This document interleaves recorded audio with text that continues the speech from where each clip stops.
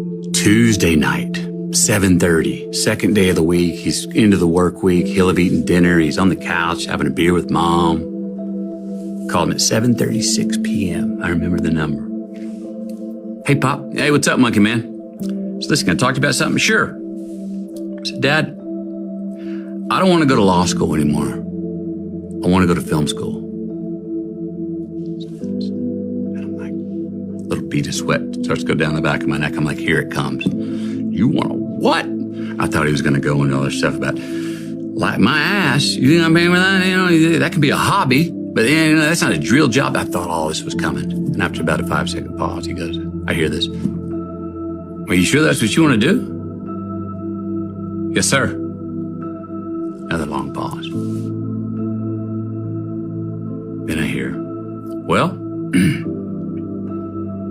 don't half-ass it.